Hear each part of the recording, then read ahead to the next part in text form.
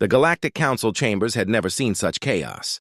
For 3 years, the Keltharian Empire had swept across the outer rim systems like a plague of steel and fire. Their biomechanical war machines consumed entire worlds, leaving nothing but barren husks in their wake. The combined fleets of 17 civilizations had been reduced to scattered remnants, hiding in asteroid fields and dead systems.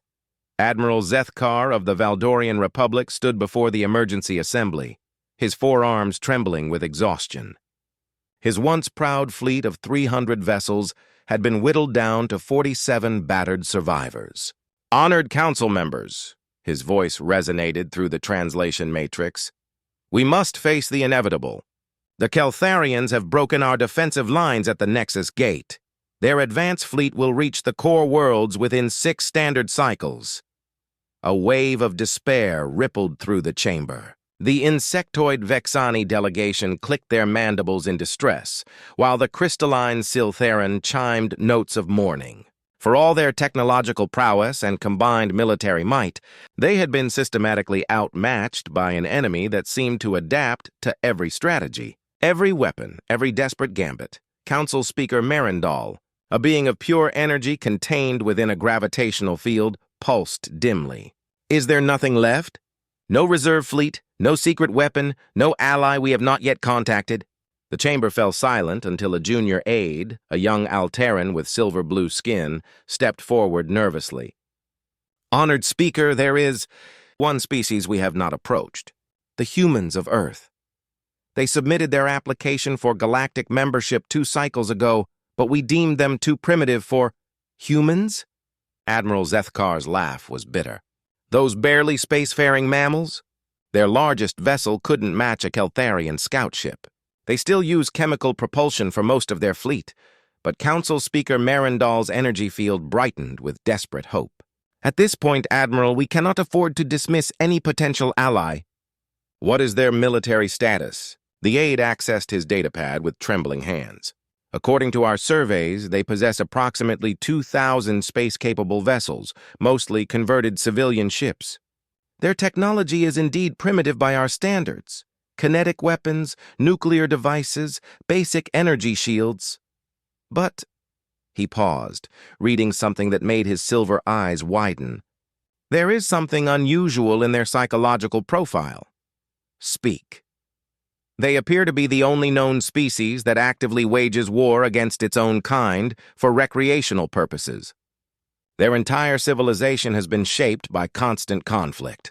They have a concept they call total war, where entire populations mobilize for combat.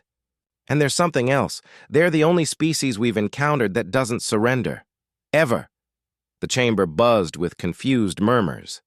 The concept was alien to most galactic civilizations, who fought for territory or resources, but always accepted defeat when the odds became insurmountable. Admiral Zethkar shook his head. "Even if they're willing to fight, what could they possibly accomplish? We have energy weapons that can split continents, ships that bend space itself, artificial intelligences that can calculate 1,000,000 battle scenarios per second. These humans still use projectile weapons, but Marindal was already issuing orders. Send an immediate diplomatic envoy to Earth. Offer them full membership in the Galactic Council in exchange for military assistance. We have nothing left to lose." 3 hours later, the human response came through subspace channels. It was brief. "We're on our way." The first sign that something was different came when human ships began emerging from hyperspace at the Keltharian front lines. But these weren't the primitive vessels described in the survey reports.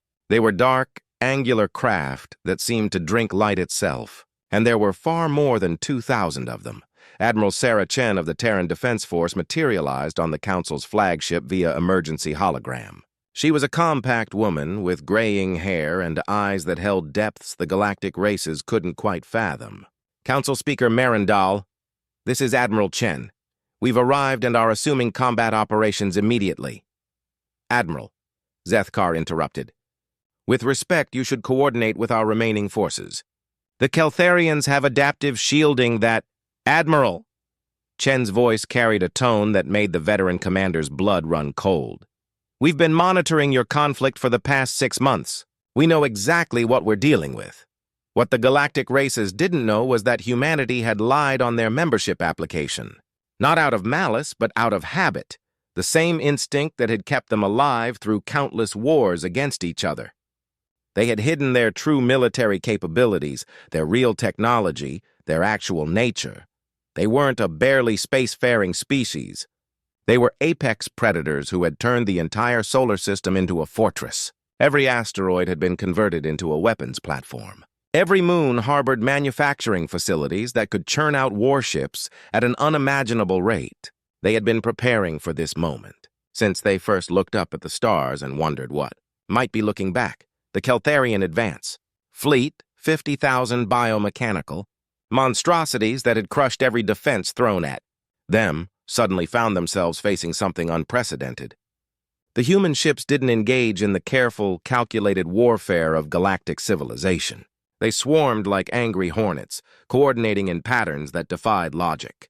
Their weapons weren't more advanced, but they were used with a creativity and viciousness that the Keltharians' adaptive systems couldn't process. Kinetic rounds fired from railguns struck with the force of small meteors. Nuclear devices weren't used as ship-to-ship weapons, but as area denial systems, creating zones of lethal radiation. But most disturbing to the watching galactic forces was how the humans fought. With no regard for their own survival, only for the destruction of the enemy, a Keltharian dreadnought. Its bioarmor, adapting to deflect energy weapons, suddenly found itself being rammed by a human destroyer. The collision should have destroyed both ships. But the human vessel's crew had ejected in armored pods that immediately began attacking the dreadnought from within. Admiral Chen's voice crackled across all channels. All units. Execute Protocol 7. No survivors. What followed wasn't a battle in any sense the galactic races understood. It was extermination. Human ships that suffered critical damage didn't retreat. They accelerated toward the nearest enemy vessel, turning themselves into guided missiles. Damaged Keltharian craft trying to withdraw found their escape routes blocked by human fighters that had been waiting in the dark. Engines cold for hours, in exactly 5 hours and 12 minutes. The Keltharian advance fleet was completely destroyed. Not routed, not defeated, annihilated.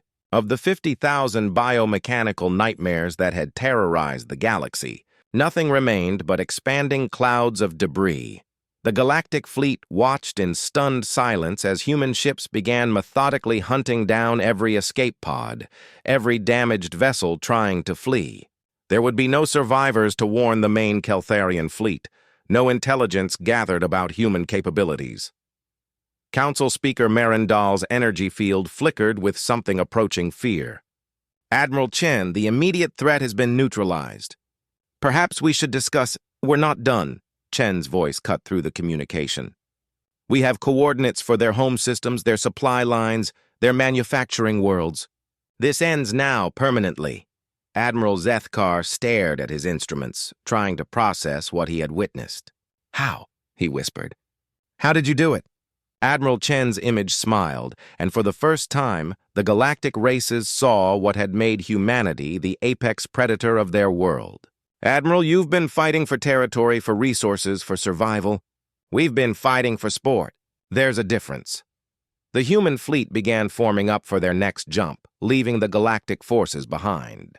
They had a war to finish, and they had learned long ago that the only way to win a war was to make sure your enemy could never fight another one. As the last human ship vanished into hyperspace, heading toward the heart of the Keltharian Empire, the galactic races finally understood why humanity's membership application had been delayed. They weren't too primitive for galactic civilization. They were too dangerous for it.